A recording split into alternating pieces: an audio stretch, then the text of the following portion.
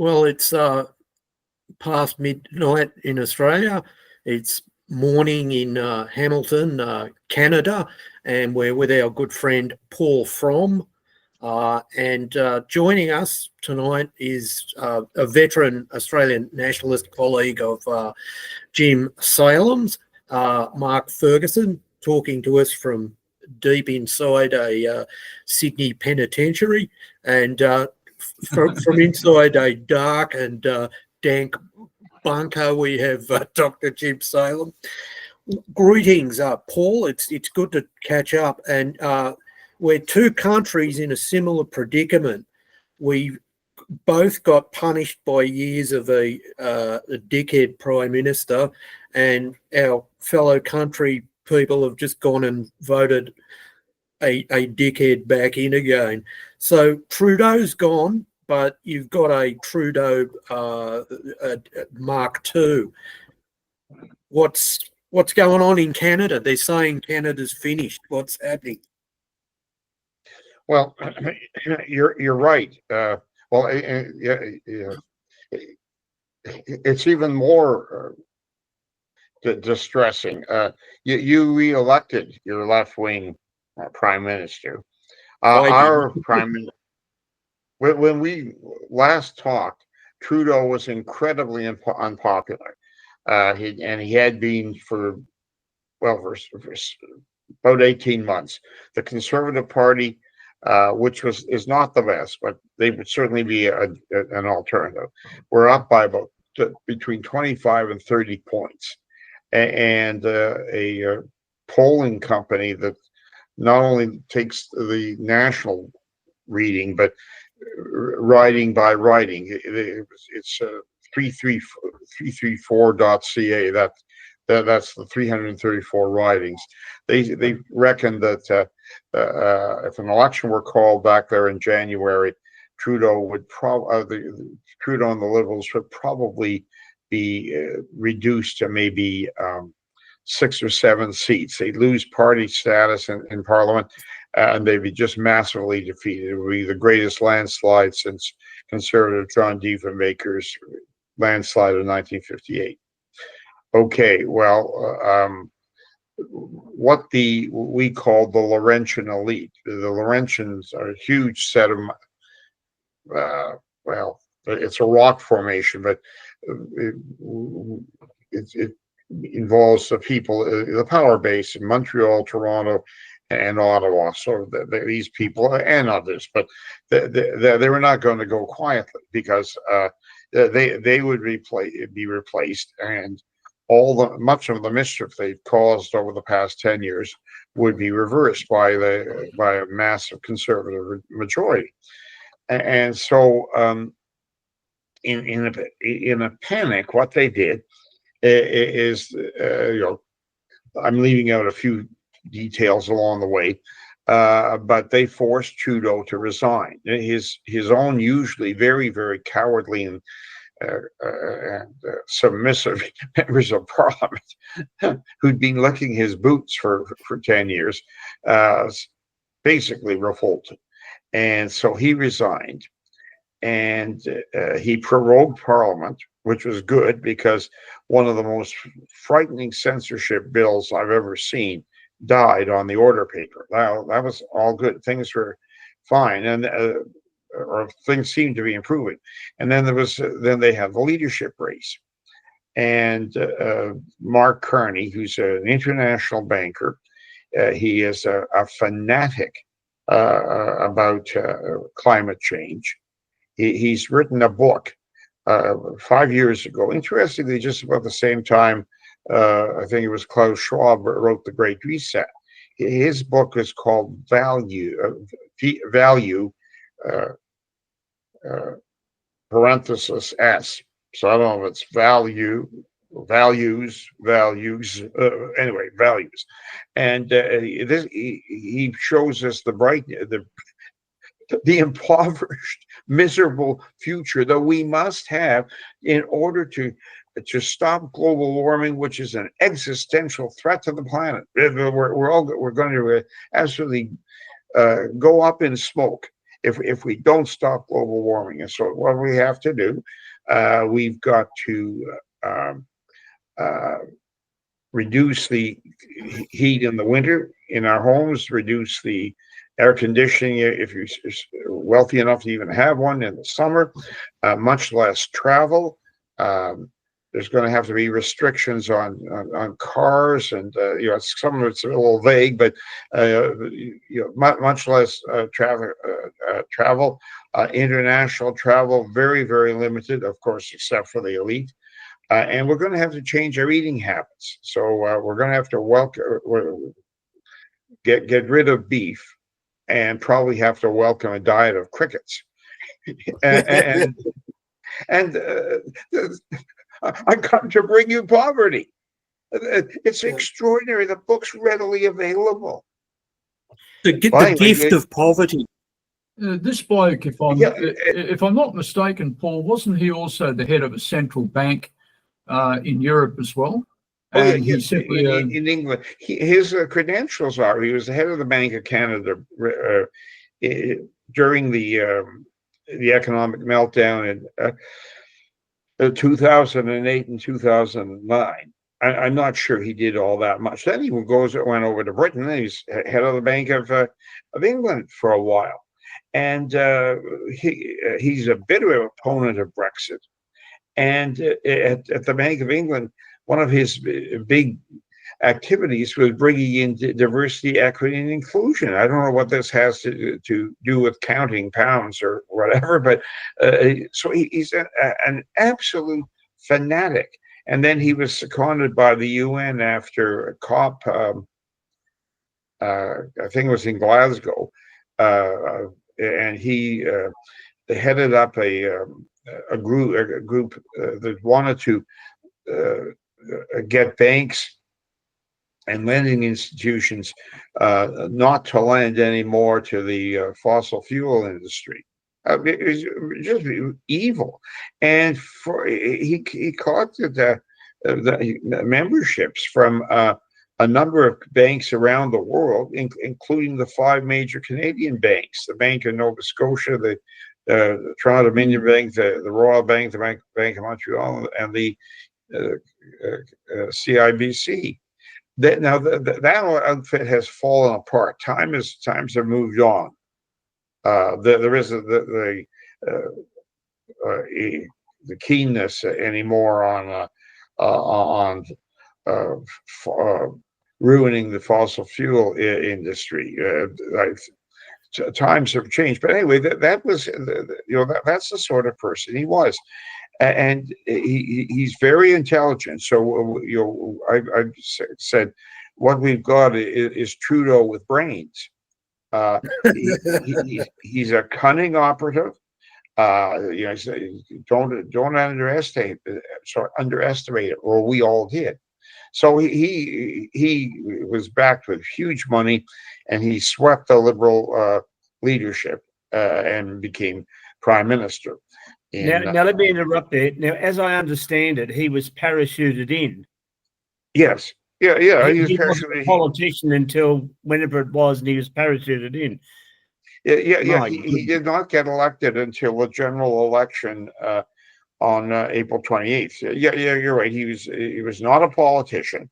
He'd wanted to be back in 2011 after the Liberals' colossal defeat. Then he had designs on the Liberal leadership, but Trudeau came along and he sort of stepped aside.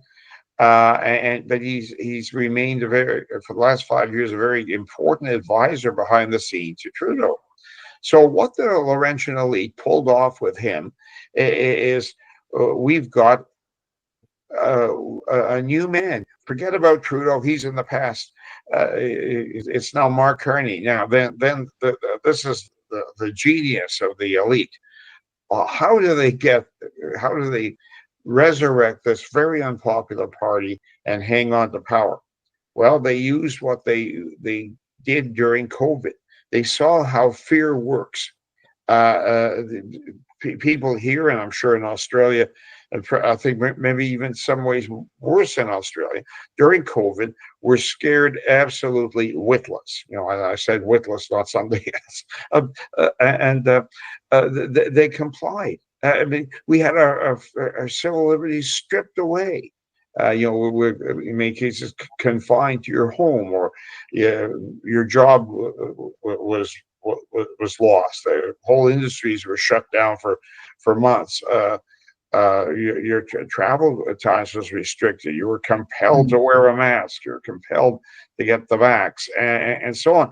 And to this day, you know, I'm ashamed to say it, a majority of Canadians think the governments did well. That they did right. It's as if they were scared so much that we don't have to worry. We can't concern ourselves about silly little things like freedom of assembly or freedom of speech. I'll do whatever Big Brother says. I mean, it was pathetic. And to this day, you still see people driving around with their stupid mask on, alone in a car. And you wonder what's going through their scrambled brain. Right. I'll throw a question to you before I throw one to Jim to throw to you. And that is, you're talking about the Canadian people voted this other idiot in because of fear. Was part of it fear of Trump annexing Canada? Is that something, you know, what I actually I was getting to the fear worked very well during COVID, and I think the elite saw that.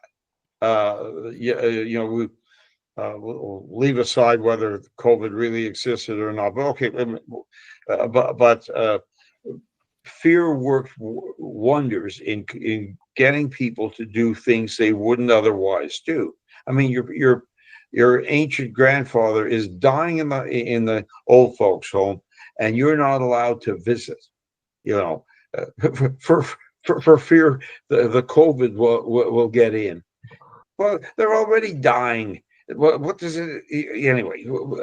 Fear worked. It made people, many Canadians, do irrational things. On the good side, a lot of people rebelled, and the freedom movement really grew. But on a majority basis, Canadians still think the government did well. Okay, so now to hang on to power, their fear card is Donald Trump.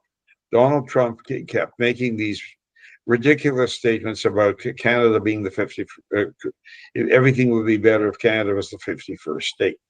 That scared a lot of people in Canada. I mean, and there's very little support for joining the states. I would say probably less than 5%. So it's not. There's not much controversy, left, right, or center. We want to remain independent. The other thing was the tariffs, and this issue is not over. I know all sorts of countries have been tariffed, and Canadians, you know, quite rightly, because of our mutually dependent auto industry, are quite worried about that. Okay, fair enough. So there was and this was endlessly repeated. And Donald Trump has been mocked in the mainstream media, you know, since he first came on the political scene back in 2016. So there was a lot of fear, and presto, the mass media says, we've got the guy. He's an international banker, and he'll be able to deal with Trump. And they just plugged the fear on the one hand, and the solution on the other hand was this Mark Carney, and the conservative leader, who would superficially be better to deal with Carney. He's younger. He's got 21 years parliamentary experience. He's aggressive. Actually, to be somewhat nasty. It would seem to be the guy to deal with Trump. But the mass media, on the one hand, scared people, and then presented the savior, which was Mark Carney. It's hard to believe anybody would fall for this flim flam. And the Conservatives did a not too bad job of pointing out that Carney was a globalist and a far leftist. I mean, he wasn't just a banker, as I've already alluded to, and enough Canadians fell for this to resurrect the Liberal Party, and they're still doing recounts, but they're 2 seats short of a majority. So the Conservatives did very well, but not well enough. Well, I'm surprised that many people still listen to the mainstream media. Jim Salem, do you have a question you'd like to put to Paul? Yeah, it's a very interesting thing, Paul, how the ideological categories, I mean, you've used some labels there to obviously incise certain points, but obviously Canadian politics, like our politics, is all globalised, and therefore these parties, what do they really present as different to each other? I mean, the Conservatives have always supported migration. The Liberals have supported it in your country. In our country, the Labor Party has supported it for 50 years. The Liberal Party, which is the Australian Conservatives, has supported it. Are these labels breaking down in Canada now? Well, I'm going over writing the history of an organization I helped to found back in 1967. And it's interesting how bad the Conservative Party was back then. I mean, they were wetter than wet, or red. We used to call them red Tories. The Conservatives today are a little better. They're fuzzy on immigration, but they're at least acknowledging that the mess we're in has been caused by too much immigration. They're in favor of reducing it some. They're a little better. The best party is the People's Party of Canada under Maxime Bernier, and I could talk about that as well. But there certainly is a similarity.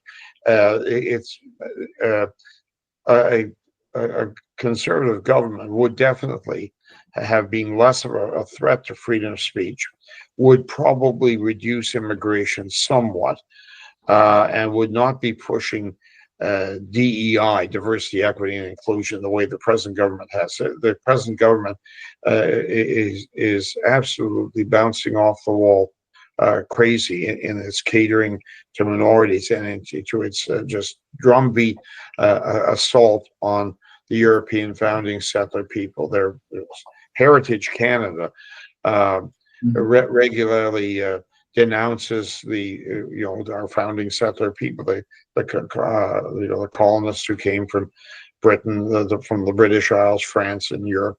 They're entirely into this leftist, anti-white, anti-settlement sort of thing. So the Conservatives would definitely be better. I'm certainly not naive about the politically correct tendencies in their ranks as well, but it was unbelievable how many Canadians succumbed to this fear. And then because they were told Carney's the one, he can stand up to Trump, they bought that without any investigation as to whether the promise was true. And the business of our becoming the 51st state is a complete non-starter. I'll tell you why. First of all, it would have to go through the American Congress. If Canada was the 51st state, it would probably destroy the chances of the Republican Party in the foreseeable future ever having a national power. I'll tell you why. We're about 40 million people. We're about the size of La La Land or California.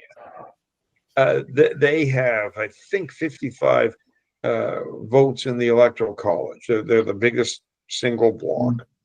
They have 2 United States senators. The U.S. Senate would then have 102 members.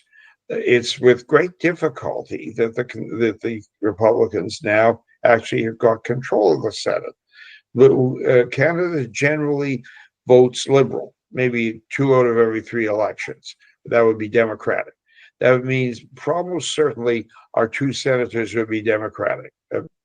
That's no good for the Republicans. And probably in 2 out of 3 elections, our entire 55 votes in the Electoral College would be Democratic. It would be hard for the Republicans to win. I mean, they're not nuts. They already oppose granting statehood to Puerto Rico for exactly these reasons. This was a great way to needle that turkey Trudeau, and Trump didn't like him. Most of us don't like him either. So it kind of got under his skin. But it wasn't a serious proposition, and any reasonable person could see that. It's not happening. We would wreck the people in power in the United States right now, or at least the Republicans. It's not going to happen. When you're talking about the self-hating whites, like it's not as bad here, anywhere near as bad as was in Britain or Canada. But when you say to people here, "Oh, we're invaders," and I say, "Well, isn't he an Asian or an Indian?" No, they're immigrants. That's the response. Is that what they think in Canada too? It's only white people who are invaders. I think there's more and more, and largely because of the strong rhetoric of Donald Trump. I mean, we're close neighbors, and what goes on in American politics gets noted here. 4 years ago, only a modest minority of Americans would be in favor of mass deportations. Now it's a majority, and that's all because of, well, things that have happened, but Trump's leadership. And that's come up on our side of the border too. There's a growing sense of not just immigration, but of invasion. And Trudeau has been following the urgings of a very shadowy outfit called the Century Initiative. Who's been pursuing that? This Century Initiative group consists of big businessmen, some academics, and leftists, and they've, since 2014, they've been pushing the idea that we need to have 100 million people by the end of the century, and we have to have mass immigration. I could give you the names of the particular contacts, but this group had a big influence on Trudeau, and they're closely tied to Carney. But so the last couple of years, Trudeau welcomed in about 3 million people. Now, not all officially as immigrants. We've got about 1.5 million people who are temporary foreign workers. Yeah, we have but the same here. They're not that temporary. And then people on student visa. Well, you'd think once they got completed their studies, they go home. Theoretically, they're supposed to, but they don't. So over about 3-year periods since COVID, we got about 3 million more people. Well, every one of them has to lay his little brown bum somewhere to sleep. They need housing. That's why we have this housing crisis. We're about 3.5 million housing units short. I mean, it's a crisis situation. In Toronto, even a modest home is going to cost $1 million. And I know our currencies are roughly equal. I mean, it's impossible, and people are now noticing.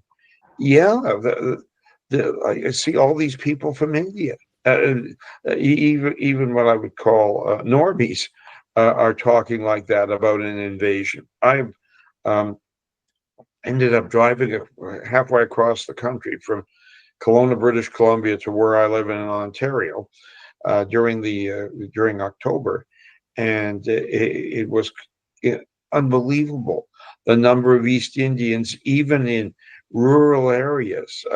There's a chain of coffee shops in Canada called Tim Hortons, and named after a hockey player from the 1960s.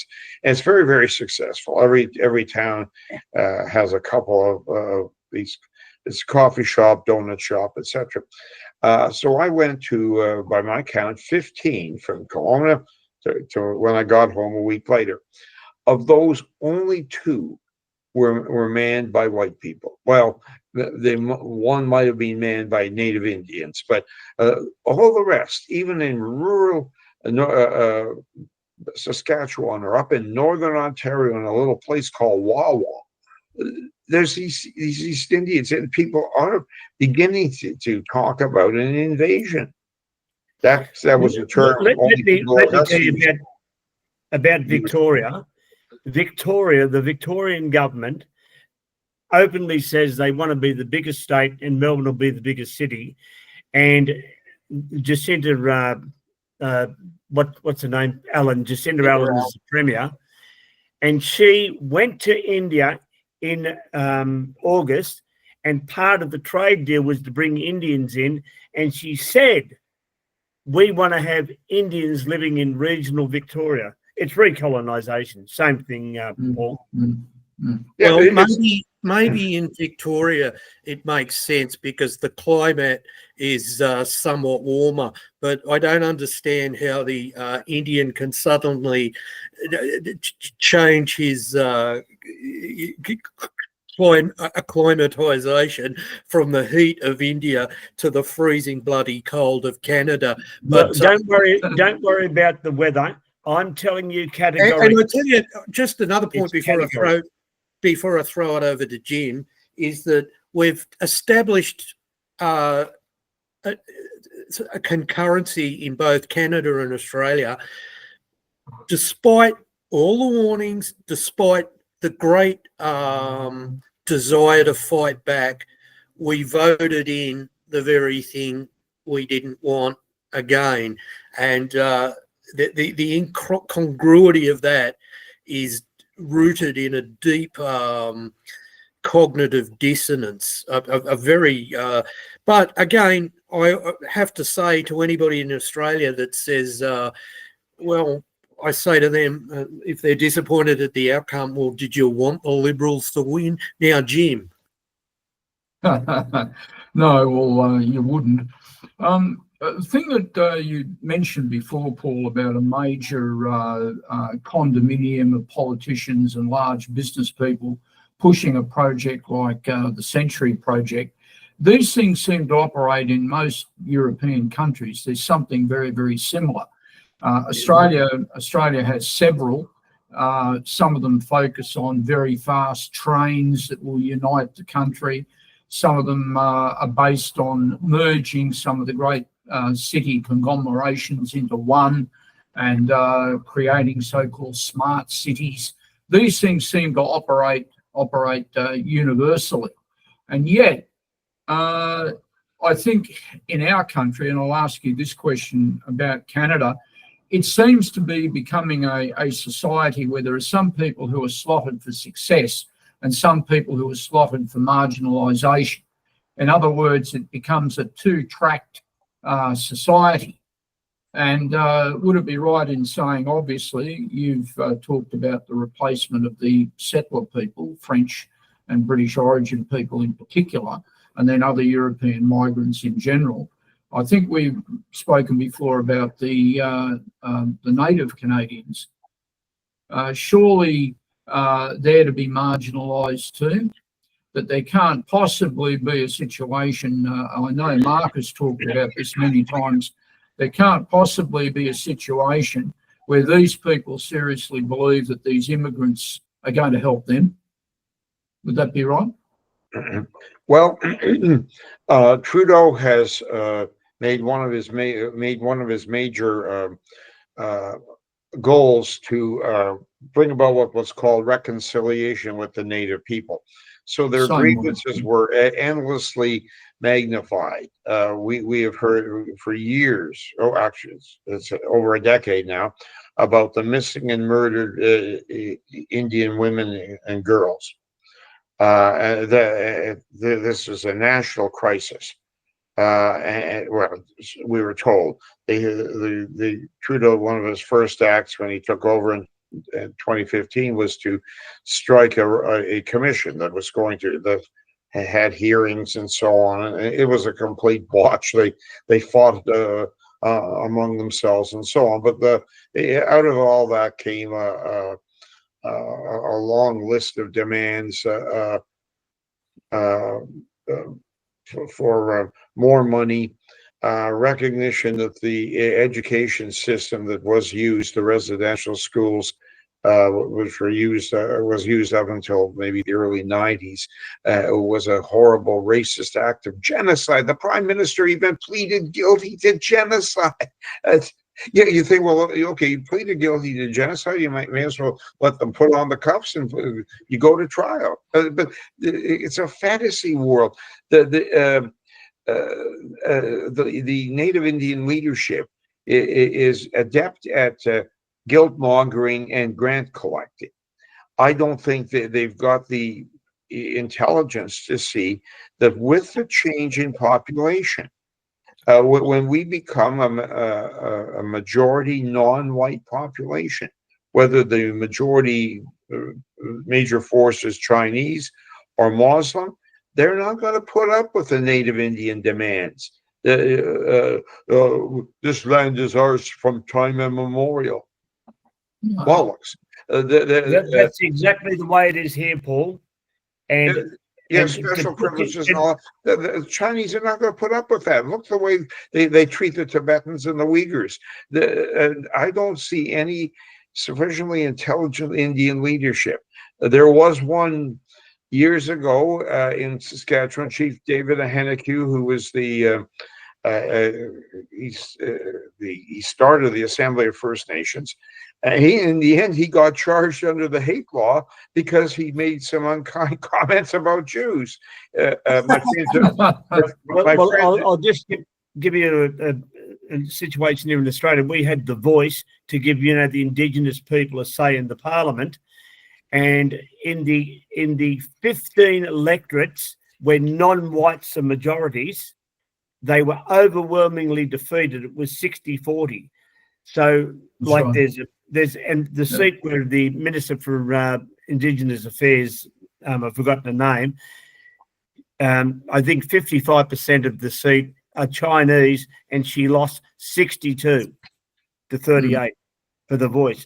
They don't want it because they don't consider themselves invaders. They're invited here, and as you say, confirming what you said, they despise them. It's an interesting thing too. The so-called Aboriginal world in Australia, an Aboriginal leader came out last week, and he's protested against people who he calls identifiers, people who claim to be Aboriginal.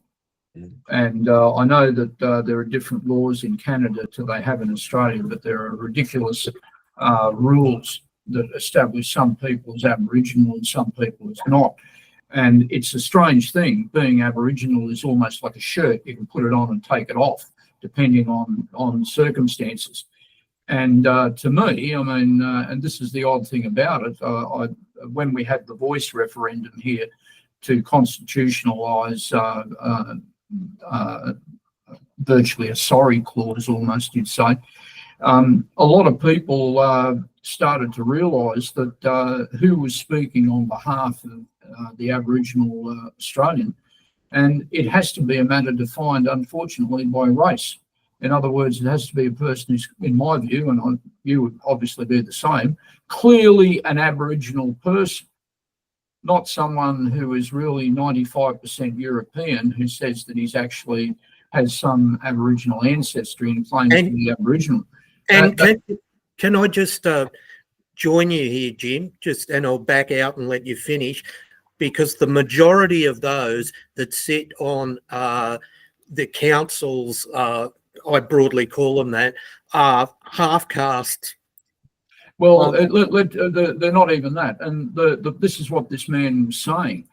And if you have a situation where the Aboriginal people must be defined by race, it means then you have two different streamings of decision making.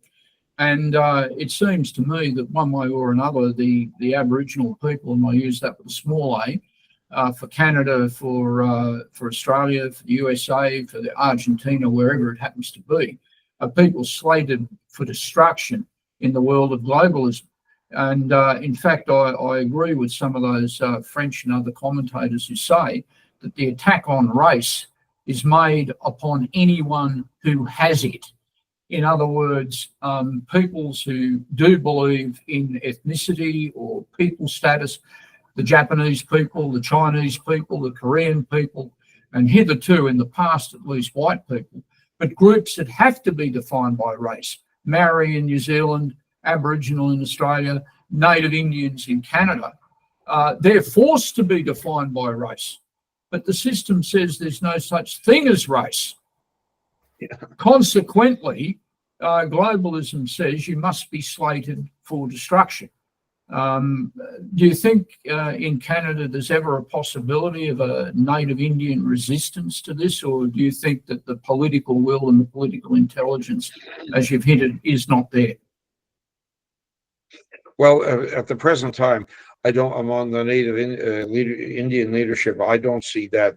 Their main concern is getting more money out of the two major levels of government, the federal and the provincial, and of pushing this narrative that they've been badly treated.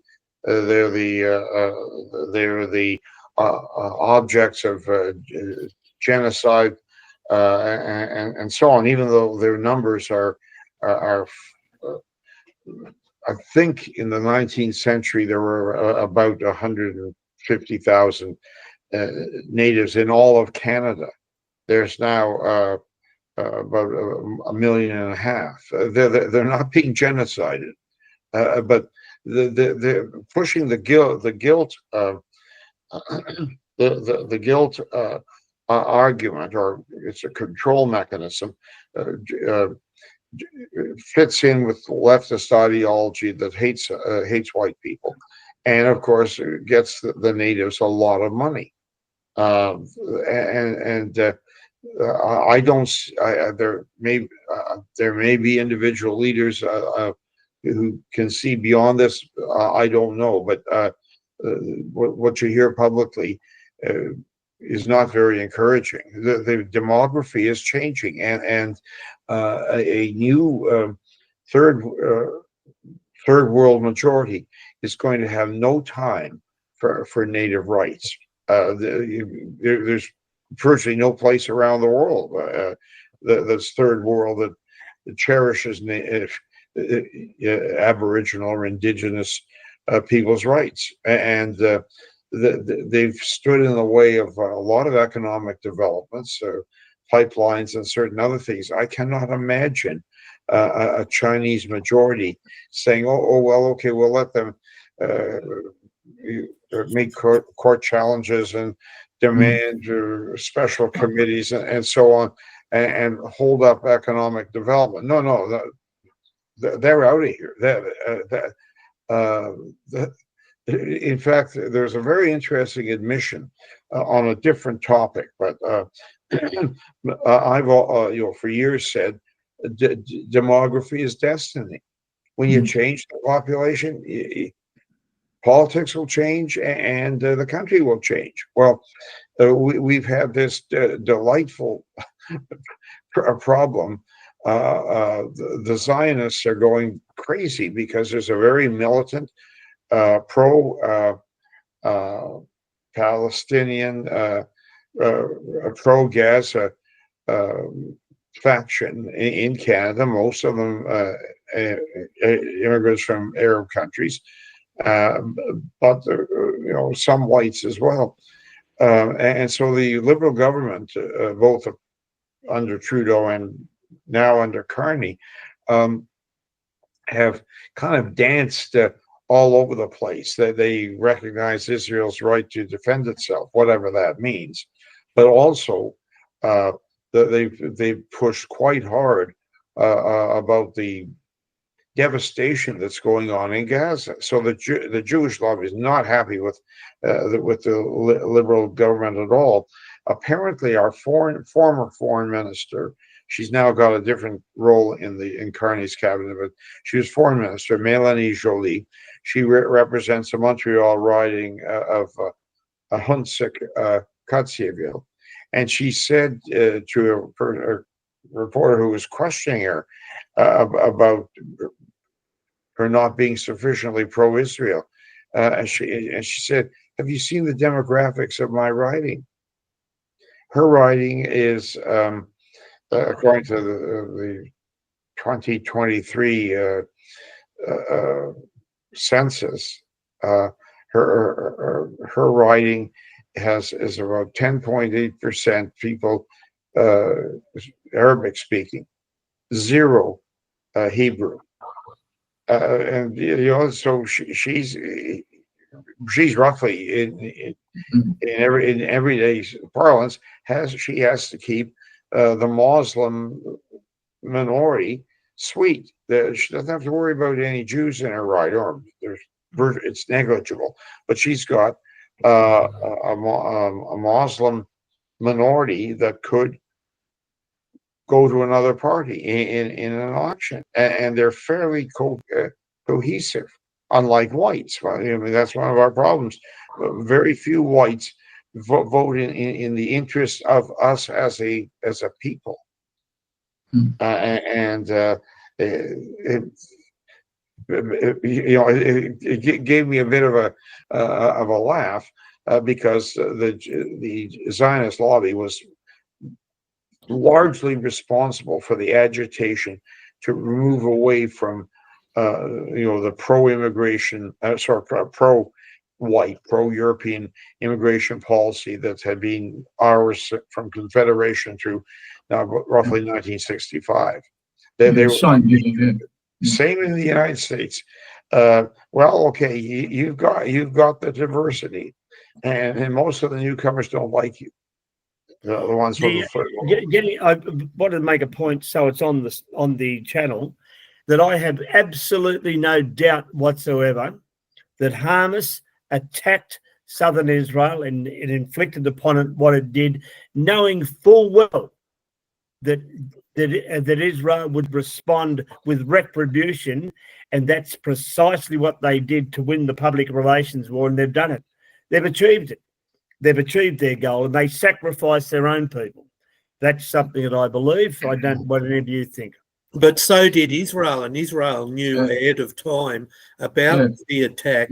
So I correct. One would have to ask whether Mossad was influencing Hamas to make the attack, but it's the response to that attack that is so astronomically out of proportion to what essentially was seen as, righteous payback anyway. I mean, they were hitting a part of they were hitting lands that were illegally occupied by Israel to begin with.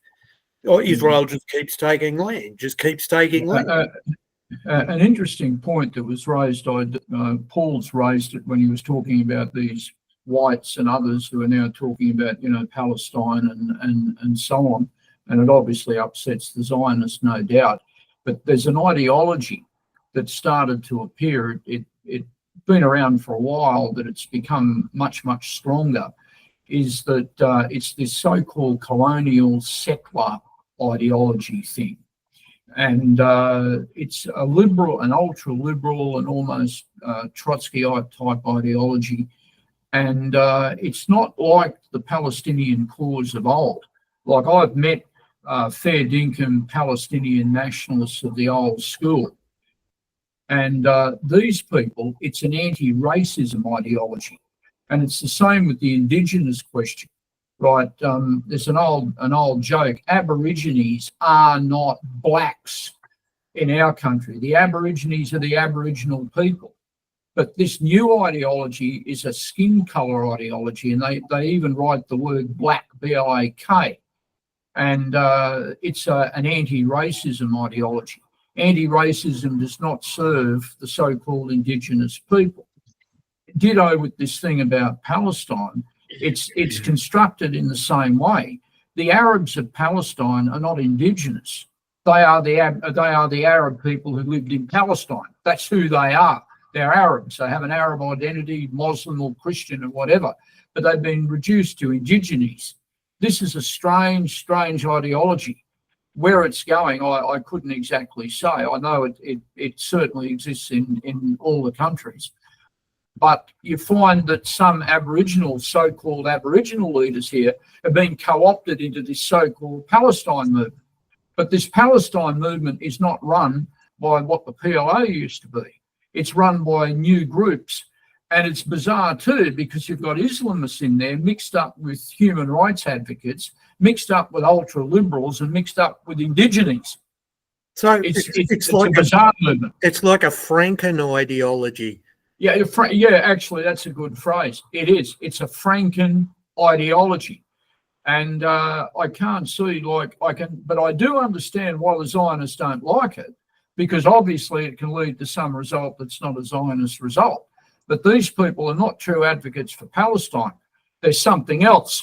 It's some sort of globalism all of its own, because again, So, Jim, what's your take on the DC shooting yesterday? Well, that could be part of the same thing. I mean, okay, I can understand why the Zionists don't like it. Obviously. Once upon a time, they had this universal support. Now they don't seem to have it. I get it. But this movement that's challenging them, it's coming from somewhere else. It's not, do they believe in a people's Palestine? Is it meant to be part of the Arab world? I'd have to doubt it. These people... It's not kosher, is it? Well, no. I mean, the founder of British Trotskyism, Mr. Gluckstein, Mr. Tony Cliff, as he used to call himself, right, he started this bloody thing 70 years ago. Ironically, he was always an Israeli citizen while he was living in England, but he invented this, it seems, this colonial settler ideology. And it's not exactly, the Zionists are not settlers in the same way that the Europeans were in South Africa or Argentina or whatever. They were always linked to a project of capital. It was a different thing. And they attached themselves to other imperialisms to get their goal. They wanted a geostrategic centre. It's not, they didn't create a country as the Afrikaners did in South Africa, something entirely different.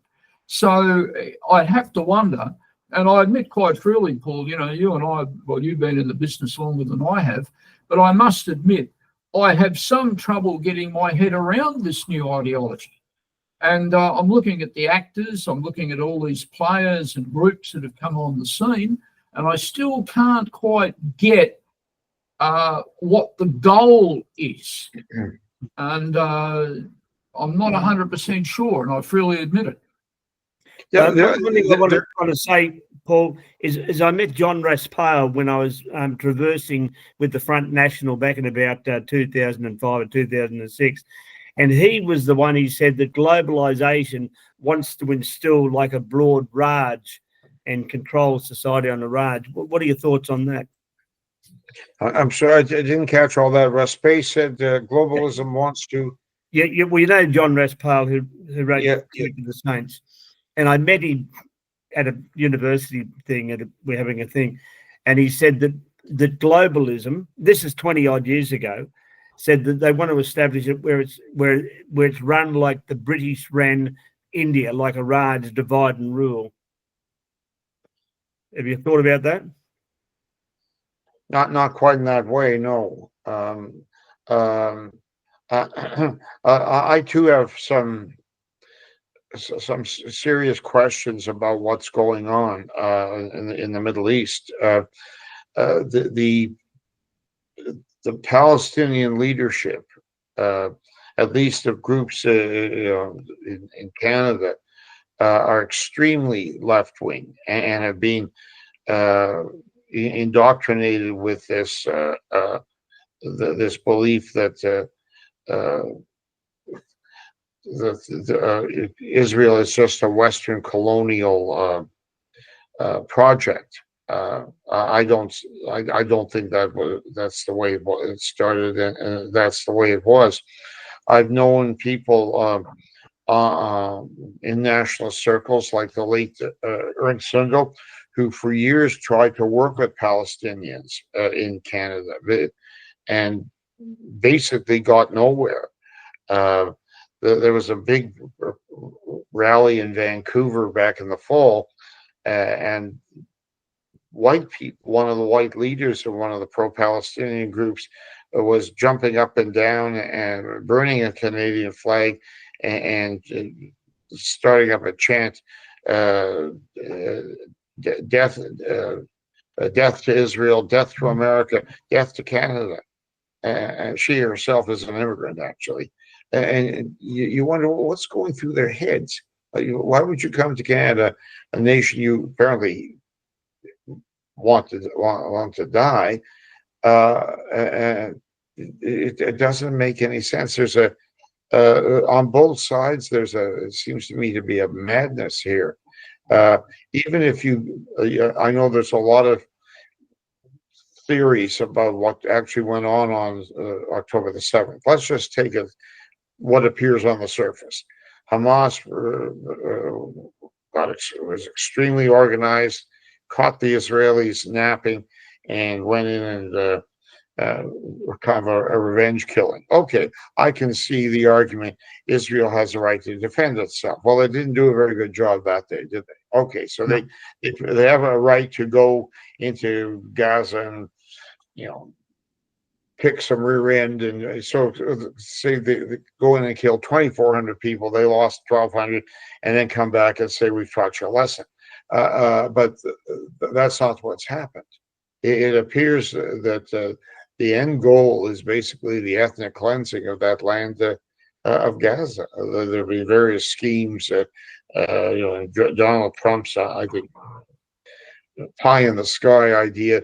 Get rid of all the Palestinians, and then massive money will go in there. It'll be the playground of the Mediterranean with casinos and grand hotels and so on. I mean, but bottom line in that case is you've ethnically cleansed the Palestinians. That part of it is dead right. But you look at the legitimate Palestinian resistance to all of this. You go into the Arab world in general, and just as in the European world, specificities are being killed by globalism. In the Arab Muslim world, we've seen the death of Baathism in Syria and Iraq, ditto in similar ideologies in Lebanon. The PKK has been wound up in Turkey. A lot of these things that at least had specificity attached to them, territory, identities, based, yes, they were Muslims, or they were sometimes tolerant of the Christians if they were Arabs, as Baathism was and all that. They're all to be wiped away. And what's to take its place? First, a superficial Islamism like Hamas, and then what? The colonial settler ideology of this half Marxism, half liberalism, half whatever it is. Once again, we see the globo world smashes everything down and grinds it to nothing. And you end up with no identity except the screaming hatred of opposition, supposedly to a colonial project. Originally, that was not the point of those Arab ideologies, not at all. In fact, if anything, even their rhetoric was different. Old Arafat never advocated, he certainly advocated what he called a single democratic Palestine. I haven't even heard any of that out of these people. It seems that even the rules of their ideology are being smashed down. You'd have to think that it makes the Middle East then easier to control. Is that the point? Maybe it is. I wonder, and back to this conspiratorial but powerful group in Canada, the Century Endeavour, and and their dream of 100 million population by 2021. Obviously, the only way that's going to happen, because groups like that utterly reject an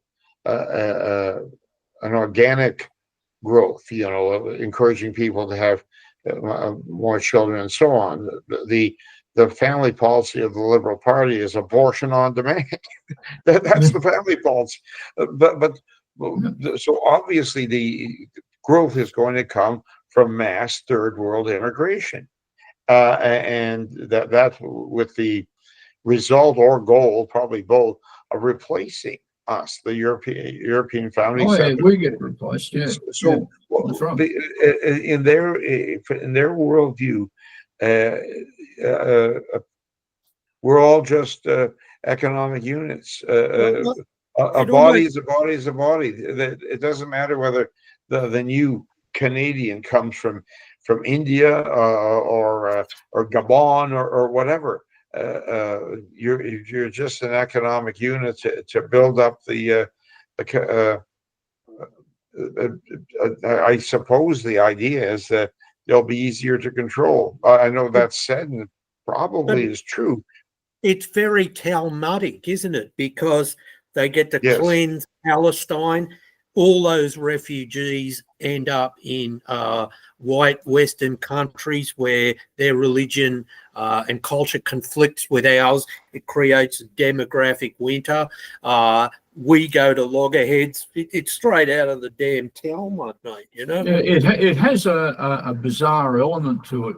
Like you look at that insane woman, Daniela Weiss, who said about Gaza, well, the people here can simply move. Canada's got a lot of space. And that's also an interesting concept too, because it's not just... what I'm getting at is they don't care about any identities. The Palestinians are an identity. Now, even saving their lives, if refugee programs are that, which they're not, how do you save someone's life by stripping him of his identity? Refugee programs do this. And it's a sickness, I think, that's written into liberalism on the issue of race. Because they reject race, it doesn't exist. There's no such thing. Throwing people from one end of the world to the other makes perfect logical sense. But they've stripped these people, who are human beings as we all are, they've stripped them of who they are. This Daniela Weiss, these Hamas madmen, why didn't they go and knock her off? That would have made some sense. But other things don't. In fact, a lot of this Islamist terrorism doesn't make sense. Someone was saying to me the other day, some Islamists have been in the news here, or alleged Islamists. I don't know, and I've said this on other things, Paul, I don't know what bloody terrorism rule book they read from.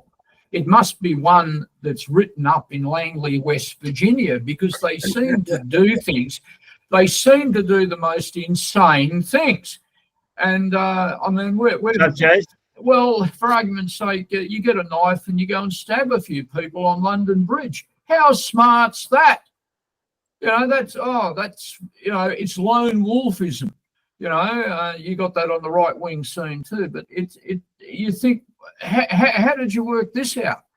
And Islamism, we saw even last week, the President of the United States shook hands with the former ISIS dictator of Syria. Unbelievable. Yeah, unbelievable. And yet there it is. And I'm a little sus of some of the things that went on at the Twin Towers. He was even in Al Qaeda too. And we seem to be doing a lot of very strange things here. I think. But tie them in together. Like when Paul began by explaining the madness of Canada's choices, COVID, Now, what was COVID? It was a practice run for instituting a global health state to institute another form of control, right? Yeah. And Yeah. while Look, even if we accept that, a lot of opposition, it, as he said, there's people still wearing face nappies to this day. Yeah. Even if we accept the logic of the coronavirus ideology, you know, I won't buy into that tonight. There's no doubt that security agencies sat down and thought this can be used. And they ran it as it's on the World Health Organization pages. I mean, I've read it. That's right. Yeah, I know. So have I. And you look at it and you think, well, this type of organisation, you know, it makes perfect sense. So perhaps if we flip around to what we were saying before, maybe this colonial settler ideology that's operated on many levels, not just Palestine, but in Canada, Australia, it's all an South Africa, system to smash identities. Yes, it all smashes identities. It is all like that. Together, yeah. Like that mad lady Lydia Thorpe in the Australian Parliament. You know, I saw her the other day, and she's talking about being black, B-L-A-K. Right now, I know the term blacks is used for Negro people in the United States, whatever. It may be the right phrase they want to use. I don't know. I'm not a Negro person, but an Aborigine is not a black. He's a bloody Aborigine, and that's the way it is. By the way, Paul, do you know who Lydia Thorpe is? Yeah, she's half white. She's 3/4 white. Yeah. I wish to interject here to make a point to compound on what we've been talking about, and that is if you watch certain video streams from America on YouTube, they're very popular. They're police body cam videos. So they're actual footage taken from the body cams of police officers, etc. It's a genre, it's very popular. And one startling thing I've noticed is how many young white Americans are black scenting. Like they think they're culturally black. So they actually talk like Negroes do. And you'll see in the comments people pointing out, well, what the hell's going on here? I haven't encountered this. Where can I find it, Nathan? On any off-air voice. Yeah. Off-air, yeah, but off-air. But look, I know we're running out of time. Well, identities. It's all about identities, and the globalists wish to remove your identity. And obviously, I know you want to wind up. We're running out of time, but well, we can go for 15 more minutes because I've got to edit out 15 minutes. Back to Paul. Now, Paul, I've been to Canada 3 times, probably spent a total of 7 weeks there, and I haven't been there since 2007. And when I was in Montreal and Vancouver and Toronto, from what I can gather, you've been coloured up rather a large degree since then, because it wasn't noticeable when I was there. So we've been what? Coloured up. Coloured up. You've been enriched.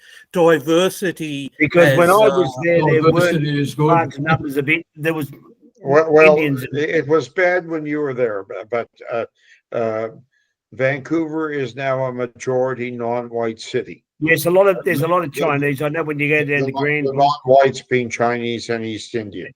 Correct. Toronto, yes, when you go down to the airport, yes, that's Toronto right. is a majority non-white city. The non-whites being black, East Indians, and Chinese. Yeah. We have lost the two major two largest cities in English Canada. And I remember in 1961 when John F. Kennedy became president of the United States, Toronto was still called Little Belfast. Fewer than 1% of the population was non-white. It was a very Protestant city, even though there are a fair number of Catholic immigrants and so on. But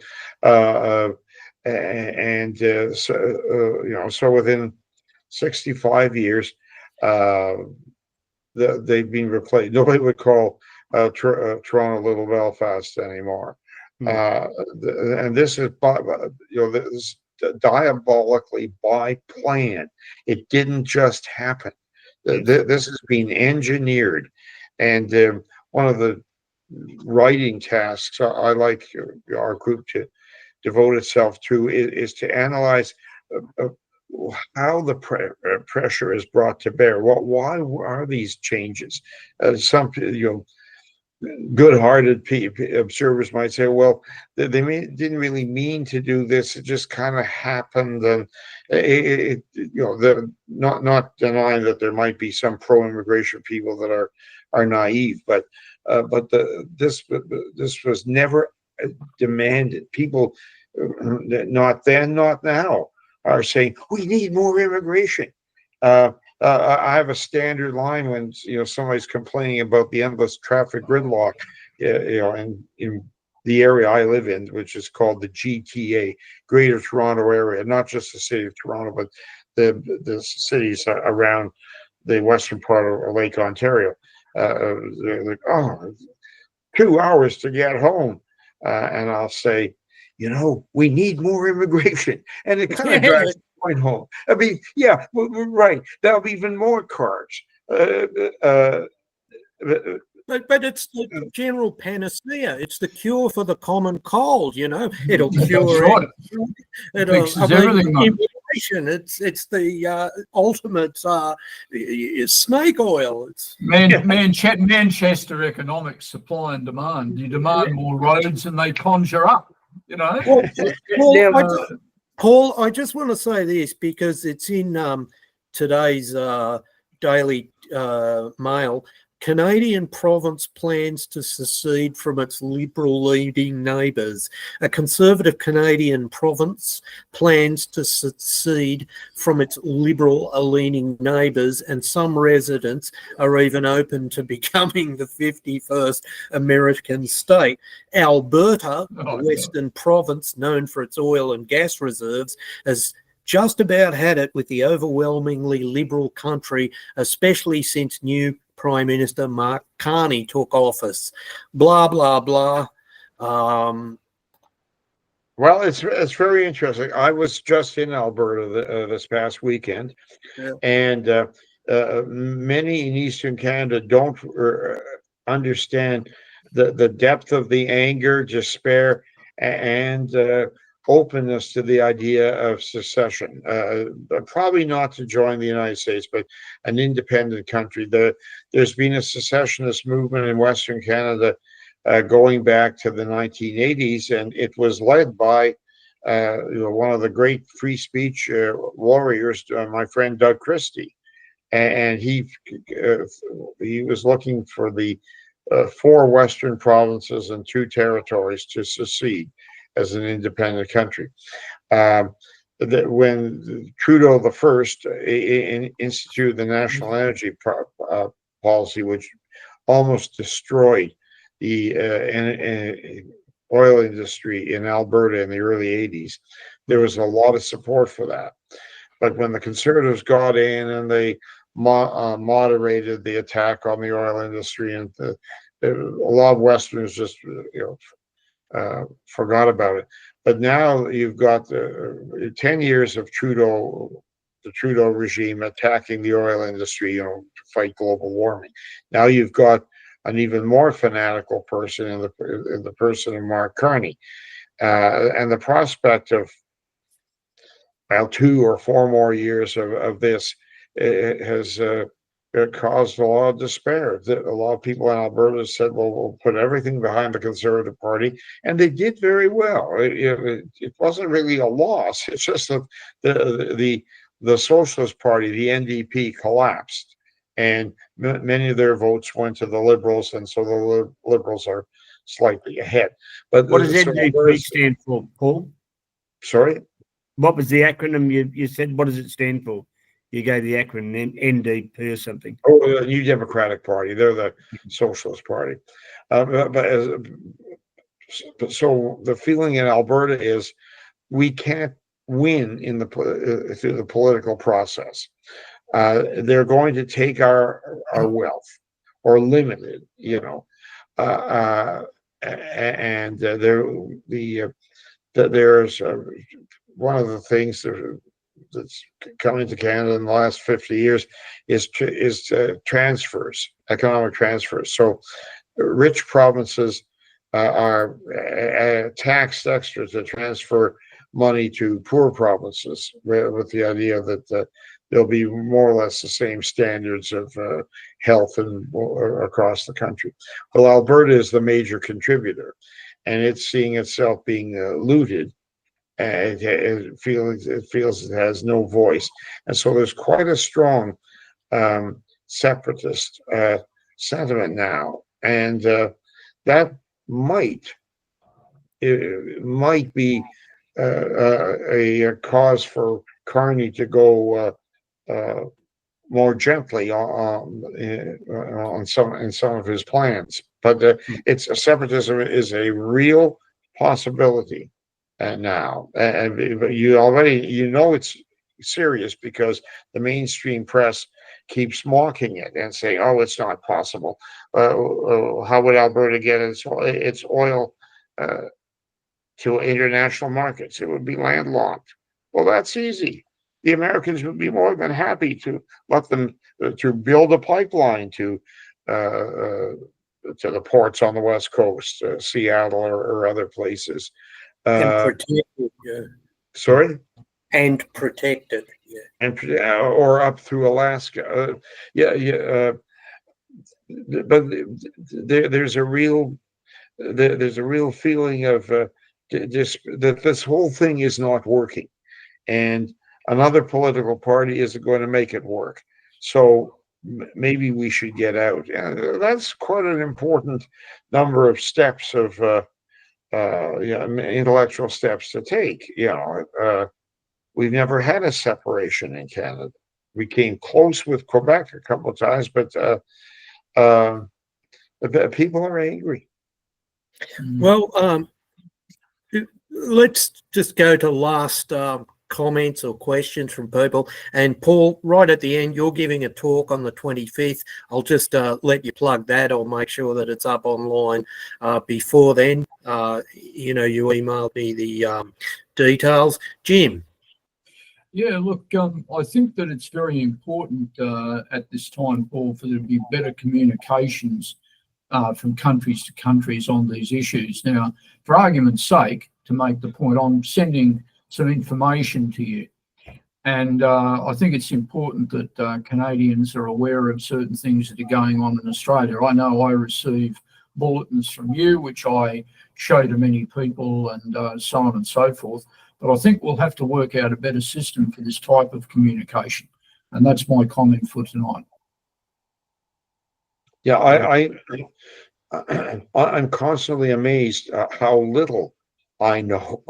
Despite the internet, there's a group of freedom fighters about 40 miles from where I live now who have had regular weekly protests near a large mall, very easy place to find, for 3 years. Now, I live practically next door. I hadn't heard of it until 6 months ago. Well, even, in my own country, I certainly agree with Dr. SALEAM that we need more communication and better, so that we're not dependent on the take of the lamestream media. I'm sure I like that. Yeah, I met Quentin Crisp when he was in Sydney in 1978, and he had a great saying, and he said, "Immigration is the impetus and the nemesis of societies, and Rome and Constantinople proved that to be so."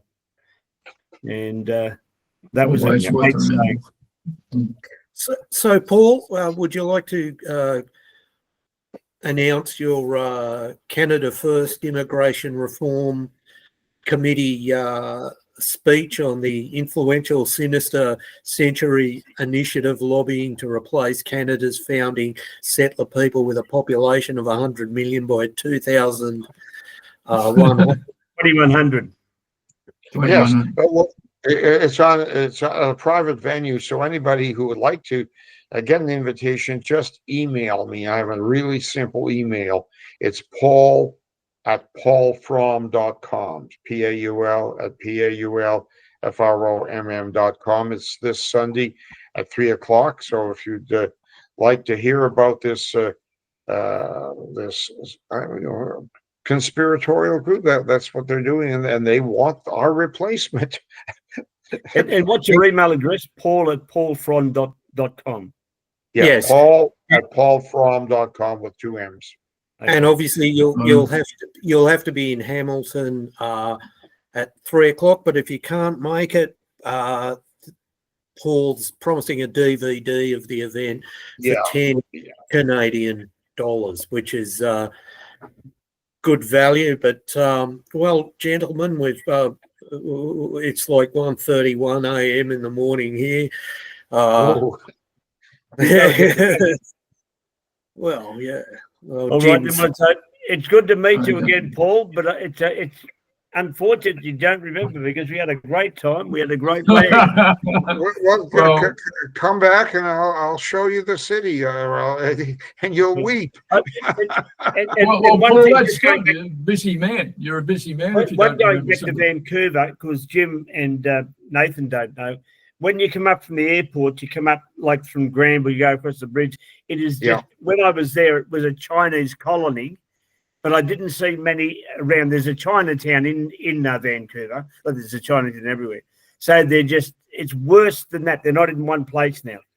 They're everywhere. Oh, yeah, they're everywhere. Yeah. Okay. And on that shocking note, I will say a contiguous good night, good morning, Happy New Year. Thank you, gentlemen. All right, then. Good to meet you, Paul. And catch up with you later on. Talk again soon. Good night. Okay, take care.